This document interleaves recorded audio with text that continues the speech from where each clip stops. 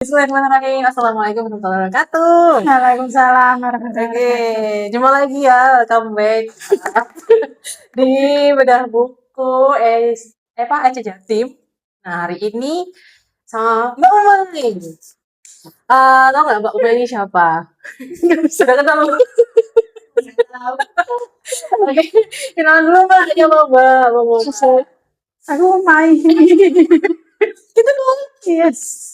Kita sekarang sibuk apa? Sekarang aktivitasnya ya di Bangil ya. Lagi ada beberapa kerjaan lah di sana. Kerjaannya. Kerjaannya kerjain orang lain. Orang lain. Kan seperti ini tidak mau terbuka ya, Mbak Umay ini. Psikolog nggak sih ya? Kalau nggak salah. Ya, enggak saya itu psikologi ya. Belum jadi psikolog. Oh, tapi udah calon psikolog kan? Belum. Oh, belum. Belum. Iya. Belum. Yang aku tahu kayaknya punya kayak apa namanya Mbak? Apa kayak psikologi itu nggak sih? Lembaga itu lembaga pendamping belajar dan pendukung terapi, terus tambah daycare. Ngerti. Ya. Di Banyumas juga? Iya. Oh, berarti kayak buka ini ya, buka apa namanya kayak semacam daycare tuh kan kayak penitipan bayi gitu ya? Iya, pengasuhan anak. Pengasuhan anak ya, lebih tepatnya pengasuhan anak. Berarti itu bisnisnya Mbak ya? Iya. Bakal masuk suaranya nanti. Oke. Suara mereka gede-gede ya.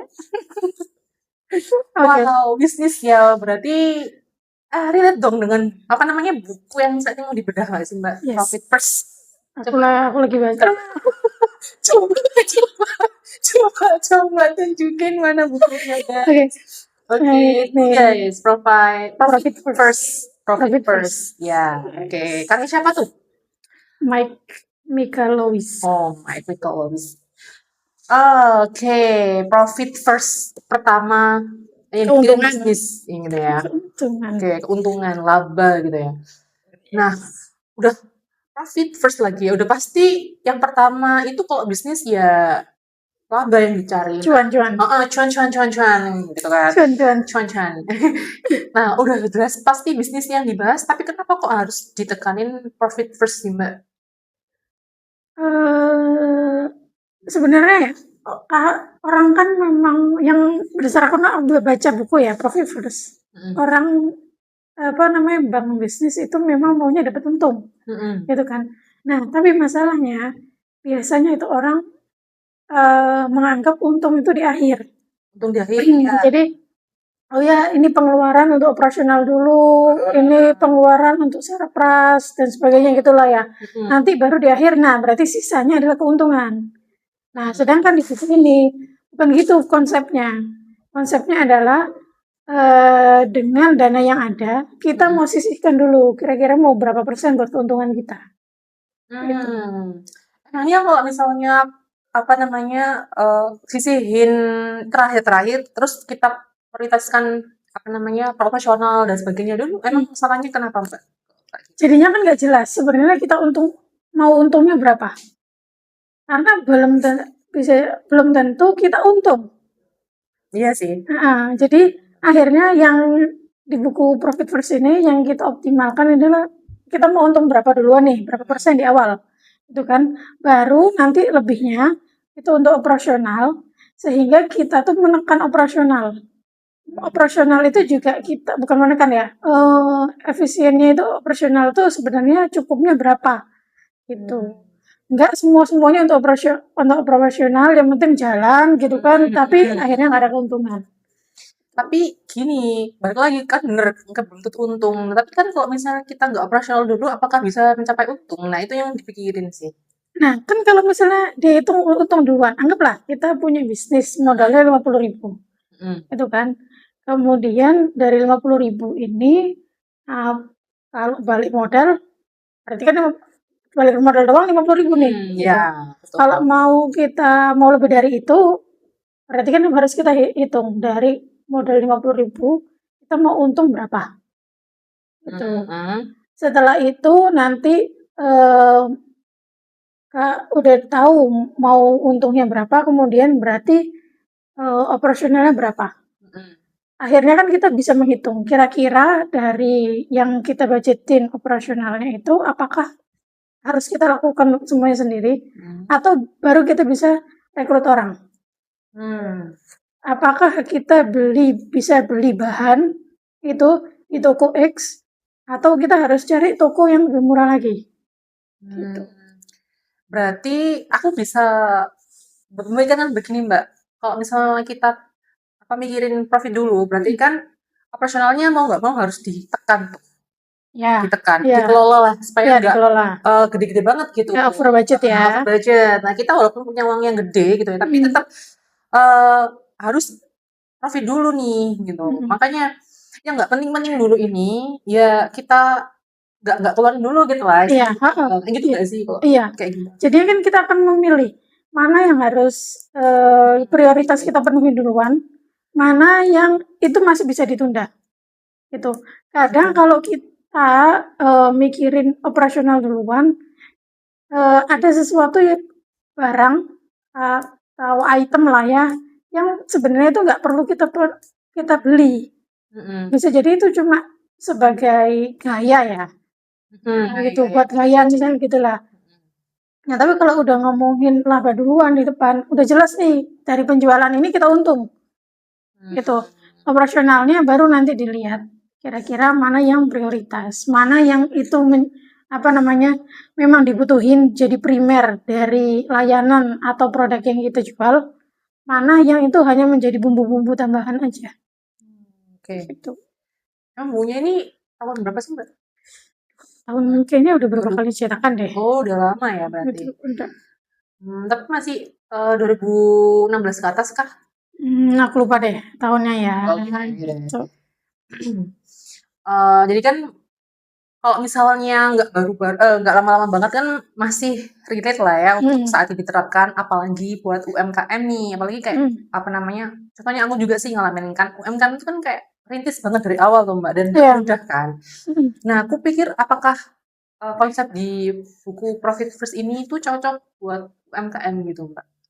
Ya cocok, karena kan kita maunya untung, jadinya jelas dong kalau kita untung. Nggak, soalnya gini, aku melihat ya, mengamati diriku sendiri itu, kan aku ini ya, aku tuh usaha makanan kan, bisa dilihat kan sekarang itu bahan-bahan pada naik, gitu. Itu tuh yang pokok-pokoknya itu udah naik gitu loh. Terus aku mikirnya di profesional ini masih kayak kelabakan, ini mau ngomongin profit. Nah, apakah cocok gitu loh? Apakah masih bisa diterapkan kayak gitu dengan kondisi yang saat ini gitu? Aku rasa sih masih cocok. Dia tuh di sini tuh bantuin kita ya.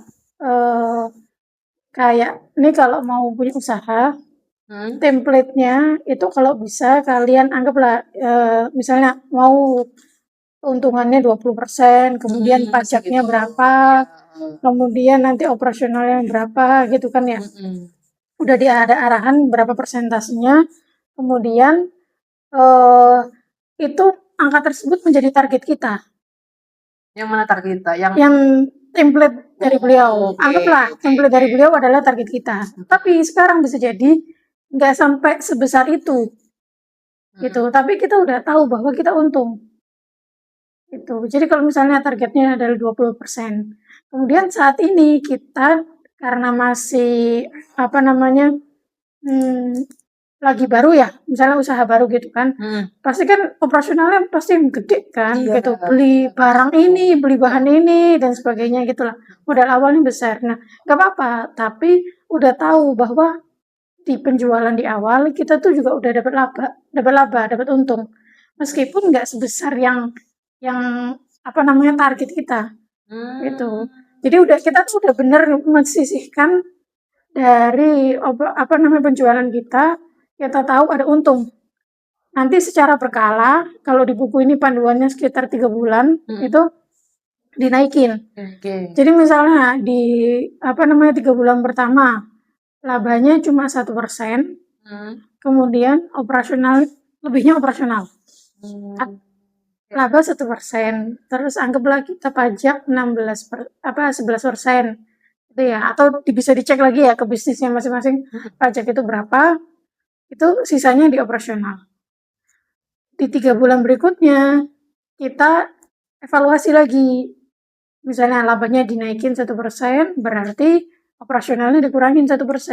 Kalau pajak kan nggak bisa kita kurangin. Betul, harus Karena di operasional udah mulai ada yang terpenuhi dong. Barang-barang, misalnya nih, bangun makanan, barang-barang yang sebelumnya dibeli, sekarang kan udah ada nih. Berarti kan pengeluarannya bisa diturunin, labanya yang dinaikin. Jadi walaupun nggak sesuai dengan target profit, tapi seenggaknya kita itu udah mikirin gitu ya. Nah, jadi di awal udah, pasti ini untung meskipun untungnya masih kecil. Bukan meniadakan operasional, tapi dikelola lah ya. Iya, biar nggak membludak. Iya, nggak over. Jadi kan kita akan memilih, berarti di bulan ini prioritasnya adalah memenuhi operasional X gitu kan. Berarti bulan ini misalnya kalau makanan, bulan ini belinya oven. Di bulan depan berarti belinya apa lagi nih. Jadinya diatur tuh sesuai dengan persentase yang kita punya. Oke. Menarik. Bisa ini sih mengatasi ketakutan ini. Nggak di situasi bisnis yang kayak gini belum Mbak, harga naik. Kayak lebih kayak berarti masih bisa lah, masih ada angin segar untuk para UMKM ini bisa tetap survive gitu Mbak. Dan di buku ini yang bagusnya adalah biar jelas kita tuh punya untung, kita punya budget buat operasional, disarankan kita tuh punya banyak rekening. Oh ya. Gitu. Banyak rekening. Kalau aku sih ngeliat kalau sekarang kan di saat kita punya m-banking gitu ya, ataupun e-money itu kan kita udah bisa bikin kantong-kantong tuh. Nah, jadi kantong untuk laba sendiri, kantong untuk operasional sendiri, kantong untuk pajak sendiri gitu. Jadi ada banyak kantong sesuai dengan kebutuhan kita. Ada banyak opsi gitu kan. Jadi memang karena kalau misalnya cuma ada satu rekening, kita tuh merasa uangnya banyak. Iya sih. Padahal itu masih perlu dibagi-bagi. Itu sih. Nah, terus jadi kalau misalnya lihat hari ini nih. Nah, menurut sampean itu apa sih masalah terbesarnya kita itu di bisnis gitu Mbak ya? Kurang cuan apa memang ya kurang ngelola keuangan gitu? Karena di Profit First ini dia fokus terhadap kita harus disiplin untuk menetapkan mau persentase labanya itu berapa, gitu kan. Kemudian kita harus disiplin bahwa ini tuh harus benar-benar dibagi gitu. Karena kalau melihat, iya sih, kita tuh kadang tuh kalau bisnis, ya udah deh yang penting buat operasional dulu, buat kita belakangan. Akhirnya kan ada di titik orang tuh nyerah kok kayaknya bisnisnya berkembang tapi diri kita nggak berkembang ya. Iya, ya kan? Gitu sih. Iya. Kok kayaknya bisnisnya maju tuh, tapi kok kita nggak maju-maju gitu. Apa salah ngejalanin bisnisnya ya gitu. Iya. Ya aku pernah ngalamin itu sih Mbak. Jadi kayak kok ngerasa kayak kok aku nggak ada perubahan gitu ya, maksudnya nggak ada kemajuan gitu loh. Ini udah ada penjualan gitu kan. Iya, ini kayaknya udah berjual deh 50, 100 bungkus gitu. Tapi kok kayaknya aku gak ada dampaknya gitu kan. Iya banget, iya. Nah, itu bisa jadi karena itu sih, kita nggak ngebagi laba duluan gitu. Di sini juga disaranin misalnya nih, bagi laba per 3 bulan. Kemudian labanya itu nggak langsung diambil 100%. Tapi misalnya diambil 50%, 50% lagi adalah untuk dana darurat. Gitu. Nah, jadinya kan sebenarnya laba 50% itu udah kita dapat, meskipun ya anggaplah laba kita cuma 100.000. Kita udah punya 50.000. 50.000 disimpan dong. Nah, di bulan berikutnya kalau profitnya keuntungannya lebih besar lagi, ada 150, berarti masuk ke kita berarti 75. Di simpanan kita masih ada 75. Terus jadi kita merasa bahwa laba kita tuh terus naik. Gitu. Ada ini nggak Mbak, template-nya nggak di sini? Ada. Dia ada template, di website-nya juga ada. Dan kalau aku ya baca ini itu sekalian dan memang disaranin ya, kalau udah baca berhenti dulu, coba hitung atau lakukan apa yang disaranin, baru lanjut ke bab berikutnya. Gitu. Aku ngerasa kalau buku ini nggak langsung diterapkan, ini hanya lewat menjadi sebuah informasi. Padahal ini bisa jadi buku untuk meningkatkan kompetensi kita sendiri gitu. Yang namanya buku ini berdampak karena kita langsung melakukan. Wow, ini menarik sih. Ini buat aku sih contohnya. Ini salah satu angin segar. Jadi kayak, iya ya, jangan salah memang kan di bisnis itu kan nggak cuman jual produk yang menggiurkan dan sesuai dengan kebutuhan konsumen, tapi kita ngelola keuangan juga gitu kan. Jadi sebenarnya yang bikin kita survive itu ya keuangan ini gimana gitu. Enggak sih, cuman kok kayaknya nggak masuk ya di rekening aku gitu ya. Iya. Ternyata terlalu banyak operasional dan Mbak. Memang yang diajarin sekarang ini kan memang untung itu kan rumusnya harga jual dikurangi harga beli gitu kan. Nah, kalau ini kebalikannya. Kebalikannya tuh. Heeh. Gimana jadinya? Jadi kan untung harga jual kurangi harga beli. Oke, kalau dikebalikan berarti harga beli dikurangi harga jual gitu. Harga beli untung kurangi harga jual kurangi harga beli itu pokoknya biasanya. Itu untungnya di bagian tengah. Oh. Itu. Harga jualnya dulu dong berarti. Untung dulu dikurangi harga beli gitu. Kalau itu kan untung di bagian akhir ya, sama dengan kan? Ini enggak, untung di bagian tengah.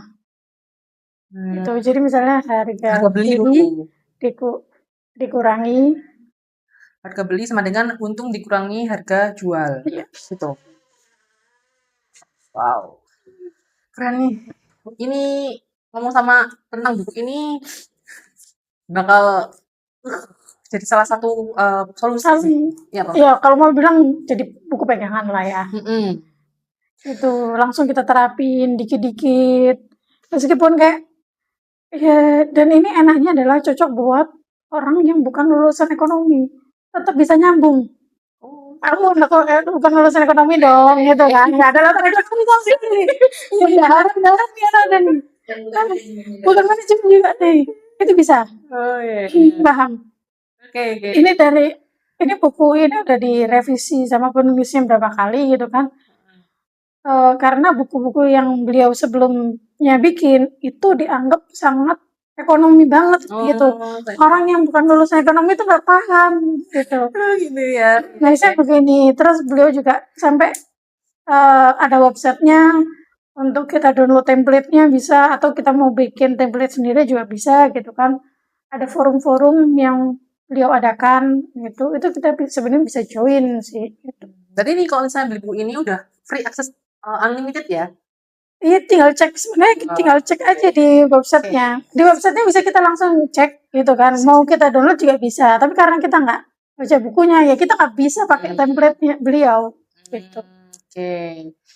Oke deh. Jadi kayak misal ada keuntungan yang plus-plus lah. Jadi selain dapat ilmunya, dapat kayak penerapannya gitu.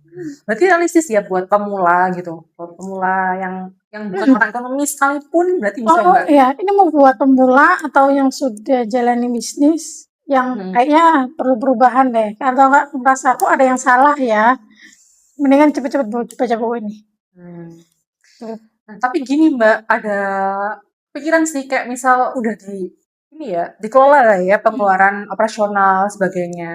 Emang sih udah jadinya lebih hemat. Tapi orang yang takut ambil resiko itu jadi kayak takut buat ngapa-ngapain gitu. Akhirnya jadinya terlalu pelit atau bahkan takut ambil resiko deh. Apalagi di bisnis kan kita nggak mungkin lah. Pasti ada satu kali itu gagal atau bangkrut lah ya. Iya. Jadi kalau misalnya baca buku ini apakah ada ketakutan seperti itu enggak? Pakai buku ini jadinya tolak ukur kita jelas sih jadinya. Karena kan kalau mau dibilang dia perhitungannya matematis gitu ya, jelas. Kalau rasa takut itu kan nggak jelas tolak ukurnya. Takutnya Mbak Anggun dengan takutnya aku itu beda. Itu. Sedangkan kalau ini laba itu jelas, laba di depan. Presentasinya jelas, tapi cuma nilainya laba di aku dengan nilai persentase di Magun itu beda. Itu aja. Itu. Jadi yang namanya untuk kalau bukan menghilangkan ya, untuk meminimalisir, mengelola ketakutan itu ya bisa lah pakai buku ini gitu. Nggak ribet lah ya metode yang dipakai kayak gitu. Enggak. Enggak ya. Kita mau berhenti, mau baca dikit-dikit terus langsung diterapin, mau baca langsung full. Sayang banget kalau langsung baca tapi nggak diterapin. Itu aja sih kalau di buku ini. Mbak Uma udah pernah ini nggak nyoba nerapin ilmu yang ada di buku ini nggak? Aku udah mulai nerapin pembagian kantong, kemudian pembagian laba, itu udah mulai aku terapin. Ya mulai awal tahun ini lah. Gitu. Allah ini. Nah, gimana tuh awal-awal nerapinnya itu? Akhirnya ketahuan bahwa, wih ternyata uangnya ini habis buat operasional doang ya. Wah, ini sama kayak apa? Iya, gitu ya, Mbak. Buat operasional doang ya gitu. Kayaknya masih bisa dikelola lagi deh gitu. Gitu ya. Akhirnya kita melihat, oh ternyata memang buat operasional doang nih gitu kan. Harus kita tata lagi mana yang memang prioritas dan memang yang kita butuh, mana yang enggak gitu. Oke, dikelola. Berarti dikelola ya, Mbak? Gitu. Ya kalau misalnya contoh yang gampang kan bisnis makanan ya. Apakah kita perlu cetak stiker atau kita harus cetak kemasan? Itu kan udah beda harga. Iya, pasti. Ya berarti kan kalau di awal kita ya cukup cetak stiker aja dong, bukan cetak kemasan. Aduh, kemasan mah mahal, Mbak. Iya, kayak gitu dah, gitu. Akhirnya ketahuannya di situ. Oke, lebih sadar ya akhirnya gitu. Meskipun selama ini udah dicatat, gitu kan. Tapi dengan ini akhirnya, oh iya ya, gitu ya. Memang sekarang harus lebih rapi lagi, harus lebih terukur gitu. Oke. Nah ini Mbak, kalau ngomongin kita kan bisnis ya Mbak ya, pasti kan orang itu nyari omset dulu nih. Kenapa? Karena kan omset itu kan katanya gede banget. Nah itu di buku ini tuh jelasin nggak sih kayak misal kenapa sih orang itu kok lebih milih omset timbang susah-susah ngomongin profit gitu Mbak? Pokoknya dia nggak terlalu, aku lupa inget ya. Tapi yang pasti dia pokoknya udah deh, pokoknya keuntungan dulu dah. Gitu. Karena untuk kalau mau dibilang secara psikologisnya kita tuh juga bahagia dalam melaksanakannya. Sementara kalau omset belum tentu ada keuntungan kan di situ. Bisa jadi. Banyaknya iya. Belum. Harusnya ada, tapi kok harusnya ada, gitu kan. Tapi ternyata belum tentu ada. Itu. Akhirnya kalau di sini ya udah pokoknya untung dulu. Itu. Untung dulu ya, oke. Jadi psikis kita itu bahagia, bener nggak? Ada kan untungnya? Ada dong yang masuk. Gitu. Kalau di sini kan ada untungnya, ada yang dibagikan ke kita. Gitu. Jadi secara psikologis juga, oh ada ya buat diri saya sendiri pribadi, nggak cuma buat bisnisnya. Gitu. Oh berarti memang bisnis yang sekarang dijalanin itu bisa menghidupin diri kita, bukan menghidupin untuk bisnisnya aja. Gitu. Nah, aku pikiran gini Mbak, kalau misalnya bisnisnya itu udah yang sampai punya karyawan, itu gimana tuh bagi profit kan pasti yang dipikirin banyak tuh ya. Harus gaji ini. Nah, operasional itu kan salah satunya kita juga ngebagi gaji karyawan. Nah, itu dipikirin nggak? Tapi kalau misalnya di sini itu apakah harus mendahulukan profit? Apakah operasional yang juga tadi gaji karyawan? Nah, itu ngebaginya gimana? Walaupun pasti kita mikirin gaji karyawan juga kan. Nah, kalau kita udah di tengah-tengah menjalankan, baru baca ini, berarti kan kita mulai dengan kondisi sekarang.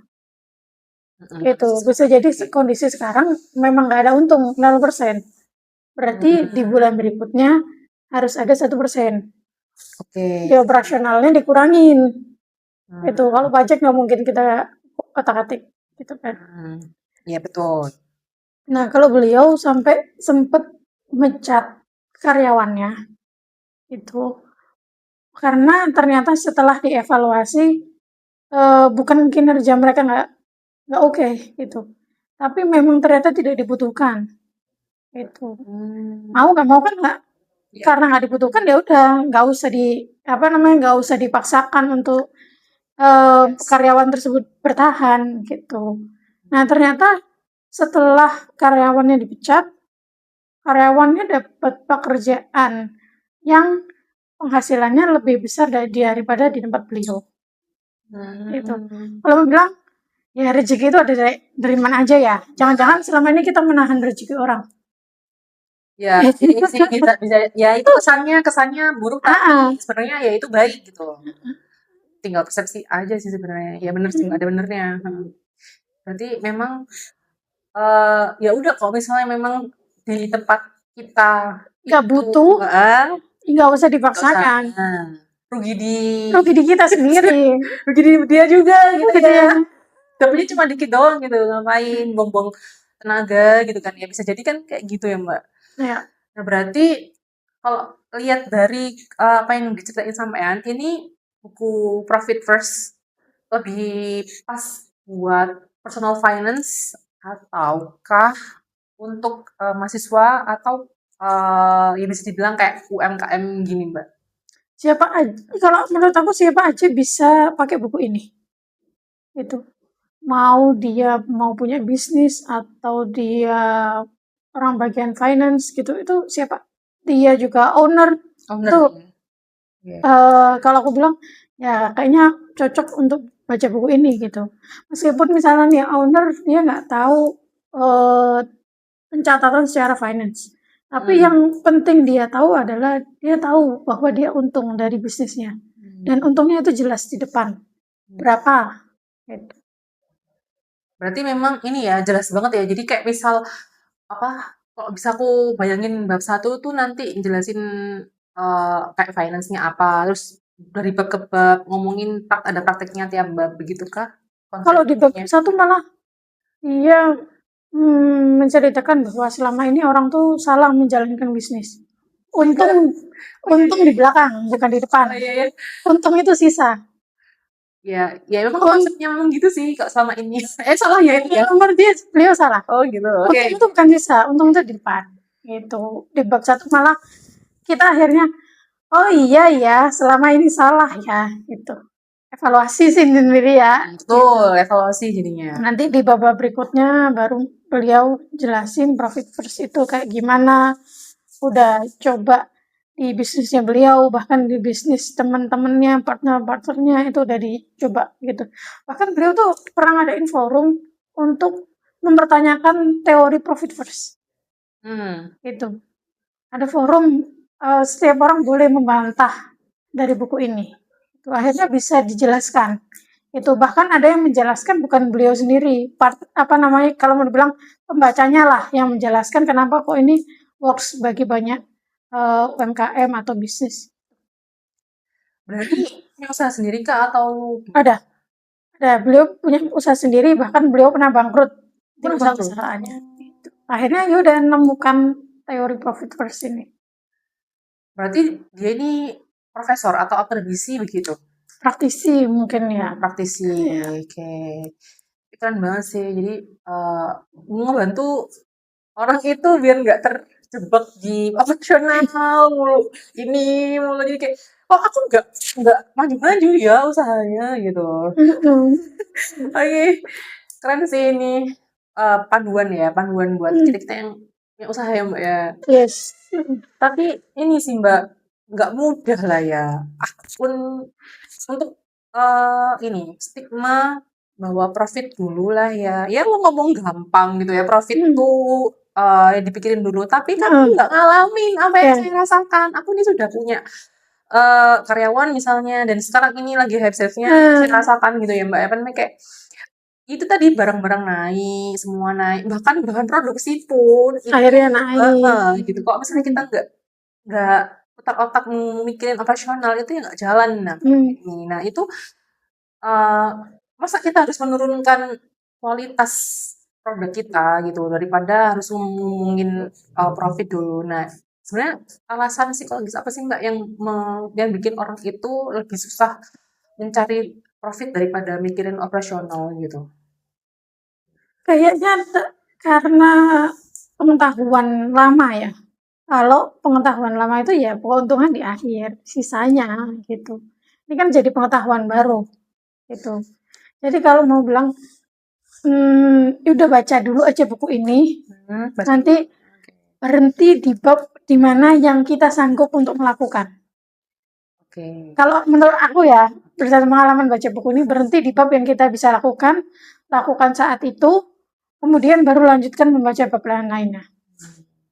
Jadi kalau bilang, ya perubahan itu sedikit-sedikit, nggak usah langsung ekstrim banyak, nggak usah gitu.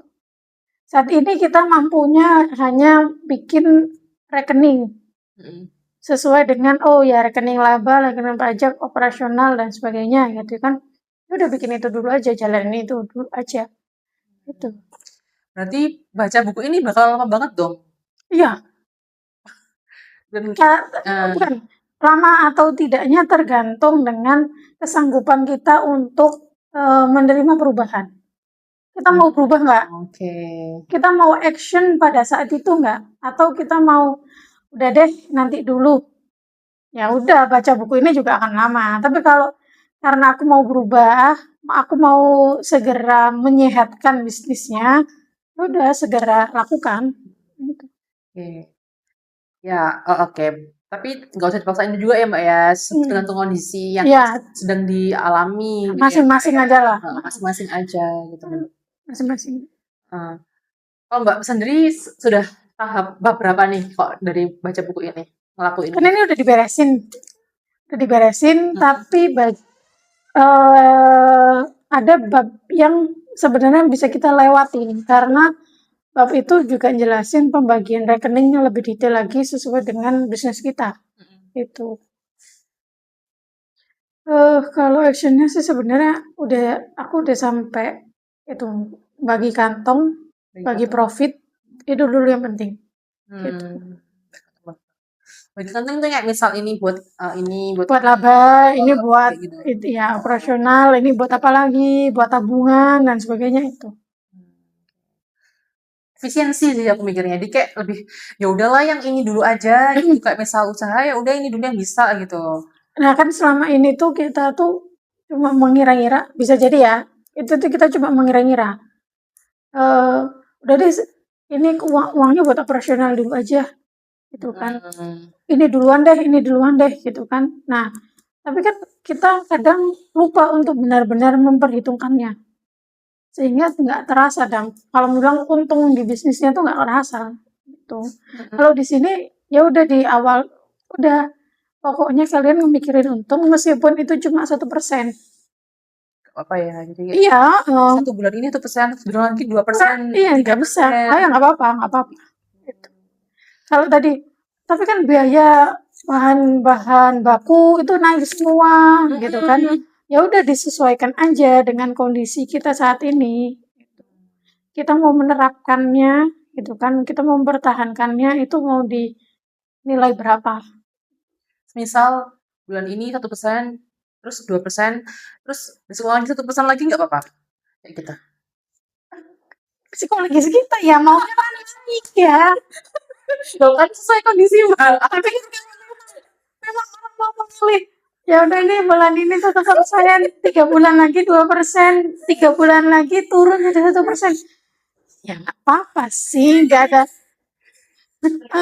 tergantung yang punya gitu. Tapi kan misalnya gini, 3 bulan pertama kita untung nih 100.000. 3 bulan berikutnya itu kan 3-6 bulan berarti kan 200.000. 6-9 kok balik lagi 100. Itu kalau matematika kita pokoknya tak untungnya dari bulan sebelumnya.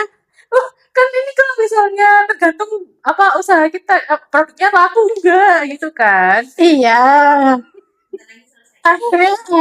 akhirnya kan kita bisa mengevaluasi, oh karena penjualannya di bulan ini itu berapa banyak, di bulan berikutnya berapa banyak gitu. Ya udah Tapi kan tetap ada untung. iya. Kalau gitu aku beli 1% terus aja di selama 6 bulan gitu. Ntar kalau misalnya 6 bulan berikutnya baru naik. Boleh. Biar nggak sikis banget gitu ya. Nggak ya, bebas. Mau mau ngisi kisnya, mengendalikan kisnya bebas. Pokoknya pokoknya di buku ini pokoknya untung duluan. Serah deh. Itu. Nah, jadi kayak misal setelah baca ini Mbak ya, itu kayak sebenarnya disiplin ini itu bikin apa ya, disiplin keuangan itu dibangun dari tekanan atau emang dari kebiasaan kita sih Mbak? Bukan, akhirnya bikinnya dari kebiasaan sih. Kebiasaan ya? Kebiasaan banget ya? Kita harus, di sini kayak misalnya, oh bagi kantong itu setiap tanggal 10 dan 25. Mhm. Jadi mulai dari tanggal 1 sampai tanggal 10 itu di satu rekening yang sama. Gitu. Nanti di tanggal 10 baru kita bagi. Oh, untuk laba itu cuma 1%, untuk pajak 10%, untuk operasional 80%, untuk yang lain-lainnya misalnya gitu ya, itu sisanya, gitu kan. Gitu. Oke. Gitu. Oke. Yang pasti baca dulu lah ya, baca dulu bukunya, nggak usah mikir yang lain-lain. Nggak usah mikir yang lain-lain, nggak usah. Baca dulu, dicoba terapin. Sebenarnya kalau ngebaca ini, apalagi kalau bisnisnya udah jalan, itu sebenarnya menyadarkan kita. Oh ternyata memang harus ada yang diperbaikin, gitu kan. Kalau enggak, oh ini loh penyebabnya kenapa kok tidak ada tampak untungnya. Ya buat evaluasi dulu lah. Kalau misalnya memang nggak bisa deh menentukan untung duluan, ya udah evaluasi dulu dah. Iya kalau dulu deh, gitu sih gimana? Cukup baca bab 1 aja dulu dah. Oke, baca dulu guys. Jadi nanti baca dulu, nanti terlalu banyak gitu ya, nanti jadinya bingung dengerin aku sama Mbak Wai ngomong gitu ya. Ya, Jadi overthinkingnya dikurangi dulu kalau overthinking gitu ya. Jadi kayak udah gitu. Kalau misalnya terlalu banyak ngomong nanti, ya udah dong nggak interest lagi buat baca. Oke, dari aku sih Mbak, dari baca buku ini itu memang lebih memperjelas ya, itu sebenarnya keuangan dari bisnis yang dibikin tuh kayak gimana sih? Apa sih memang apakah memang nggak untung?